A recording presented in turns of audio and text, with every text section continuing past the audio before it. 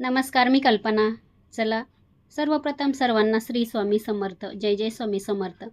आगळी वेगळी रेसिपी आज बनवायची आहे आपल्याला. आता तुम्ही ज्यांनी कोणी केलेली असेल त्यांना खरंच माहीत आहे की किती छान होती ही, आणि ज्यांना माहीत नाही त्यांनी खरंच तुम्ही एकदा ट्राय करूनच बघा. खूप छान होते आणि अगदी पापडासारखा इथे बघा पक्वान झालेलं आहे. सोबत मी बनवणार आहे आंबट गोड चटणी पण बनवून दाखवणार आहे. हे बघा. आणि त्याच्यानंतर 5 डाळी वापरून आपण इथे वरण बनवणार आहोत. हे बघा. चला, रेसिपी कुठे स्किप करू नका आणि संपूर्ण बघा. चला, आता इथे बघा पक्वानचा आवाज तुम्ही ऐकू शकता.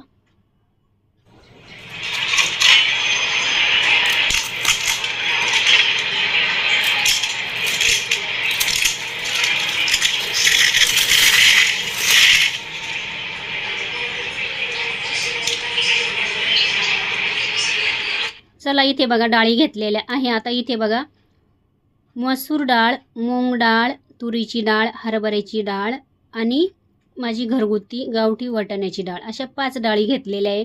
आता तुमच्याकडे जे असेल त्या तुम्ही घ्यायच्या, तशा आपल्याकडे घरामध्ये असतातच. आता ही 4 डाळी समान घ्यायच्या आणि थोडीशी चणा डाळ थोडी जास्त घ्यायची. चला, आता कुकरमध्ये घालून घेऊ आपण. आणि आता स्वच्छ डाळी धुवून घ्यायच्या आहे आपल्याला. आणि त्याच्यानंतर आपल्याला त्याच्यामध्ये ना पाणी घालायचं आणि डाळ शिजत घालायची कुकरमध्ये. आणि कुकरच्या आपल्याला 2-3 शिट्या करून घ्यायच्या आहे. चला, आता इथे बघा गॅसवरती कुकर ठेवलेला आहे. आता त्याच्यानंतर आपण आहे ना इथे जे आपण पक्वान करणार आहोत त्याचं पीठ मळून घेऊ. आता ताटामध्ये बघा ही एकच वाटीचं प्रमाण घ्यायचं आहे आपल्याला. अर्धी वाटी रवा घेतलेला आहे. रवा कोणताही घ्या, जाड बारीक. 1 वाटी मैदा घेतलेला आहे. हे बघा एकदम परफेक्ट असं प्रमाण आहे. मीठ घालून घ्यायचं आहे. जिरं घालायचं आहे, भरपूर जिरं घालायचं. आणि थोडासा ओवा घ्यायचा, तो असा थोडासा हातावरती ना क्रश करून घ्यायचा, म्हणजे छान सुगंध येतो. आता आपण हे पिठामध्ये साहित्य मिक्स करून घेऊ. आता गॅसवरती ना मी थोडंसं तेल गरम करायला ठेवलेलं आहे तडका पॅनमध्ये.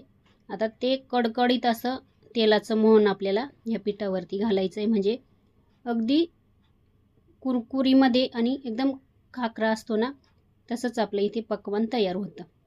चला, इथे हात लावू नका, तेल गरम आहे. चमच्याने मिक्स करून घ्यायचं आहे, पिठाला छान लावून घ्यायचं.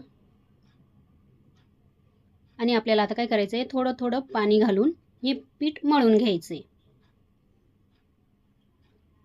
हे बघा, आता मी जास्त नाही केलं, अगदी 3 लोकांसाठीच केलेलं आहे. चला, इथे बघा हलक्या हाताने आपल्याला पीठ मळायचं आहे, जास्त पण असं दाब नाही द्यायचा. हे बघा.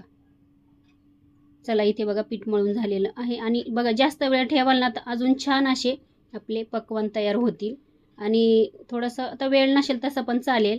चला, आता माझ्याकडे पुढे सांगते किती वेळ मी ठेवलं, तर हे आता झाकून ठेवू आपण. हे बघा छान असं जसं आपण कणिक मळतो ना तसंच मळून घ्यायचं, थोडंसं घट्ट मळायचं.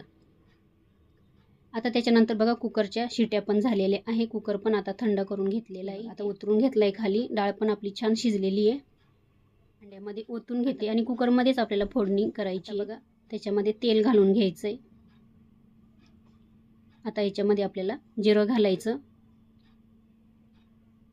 बारीक कट केलेला लसूण घातलेला, लसूण थोडा जास्त घातलेला आहे, कढीपत्ता घातलेला आहे.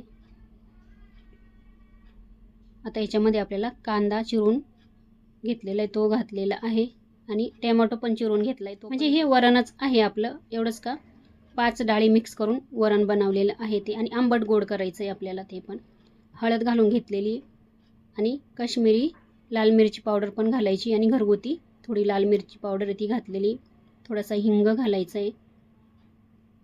आता आपण मिक्स करून घेऊ. आता जी डाळ आपण भांड्यामध्ये ओतून घेतलेली आहे ती आता कुकरमध्ये आपण टाकून घेऊ. अजून थोडंसं याच्यामध्ये पाणी घालते, पण जास्त पातळ नाही करायची, थोडीशी घट्टसर ठेवायची, म्हणजे छान लागते आपल्याला पक्वान बरोबर खायची ती. हे बघा इतकं पाणी घातलेलं आहे. आता चवीनुसार मीठ घालून घेऊ. छान आता उकळी येऊ देऊ. हे बघा. चला, आता आपलं पीठ पण आहे ना जवळजवळ अर्धा ते 1 तास झालेलं आहे. छान मुरलेलं आहे पीठ पण. हे बघा कारण का त्याच्यामध्ये रवा घातलेला आहे, तो खूप छान आपले पक्वान्न होतात. चला ते इथे बघा छान असं. आता आपण काय करू, गोळे करून घेऊ छोटे छोटे, म्हणजे आपल्याला लाटायला आहे ना पटपट होतात. हे बघा, आता तुम्हाला किती लहान मोठे आकाराचे करायचे ते करू शकता. इथे बघा छान अशी उकळी पण आलेली वरणाला. आता याच्यामध्ये आपल्याला आहे ना थोडंसं चिंचेचा कोळ आणि गोड पण घालायचा आहे, म्हणजे आंबट गोड छान लागते चव. चला त्याच्यानंतर आता इथे मी एक पक्वान्न लाटून दाखवते तुम्हाला, किंवा पुरी पण म्हणू शकता, पण मग तुम्ही खाऊन बघा, खरंच खूप वेगळं आहे आणि करून बघा. आता इथे बघा, आणि आपल्याला काय करायचं आहे, लाटताना ना पीठ वगैरे लावायची गरज नाही पडत, कारण का तो मैदा आहे आणि तो जसं आपण इकडे तिकडे लाटणं फिरवलं ना तसं ते फिरतच राहतो. आणि पातळ आपल्याला एकदम लाटायचं, जाड नाही लाटायचं पक्वान्न. जेवढं तुम्ही पातळ लाटाल ना तेवढं छान असं कुरकुरीत होईल.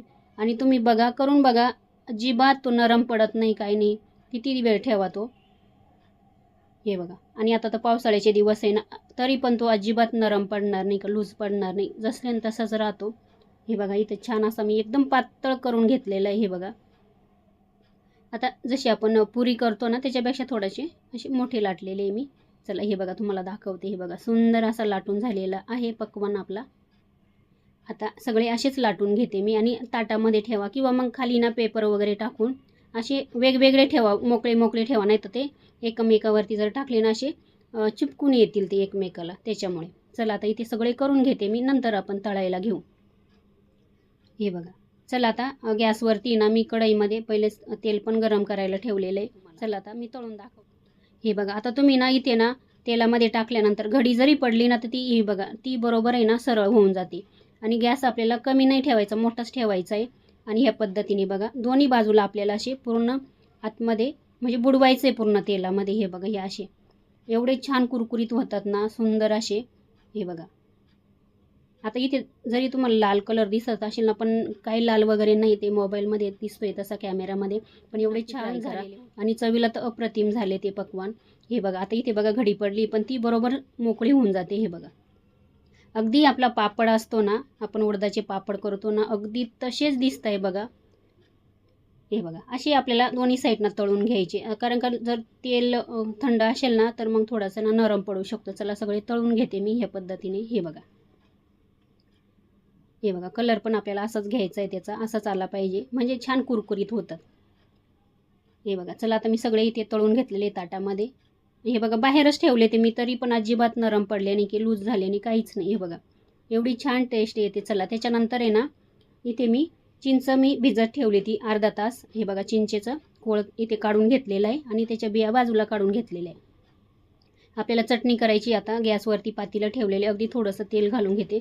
आता याच्यामध्ये ना काश्मीरी लाल मिरची पावडर घालायची, कलर छान येतो. आता त्याच्यानंतर लगेच आपण जो चिंचेचा कोळ आहे ना, ते पाणी आहे ना ते याच्यामध्ये ओतायचं आहे.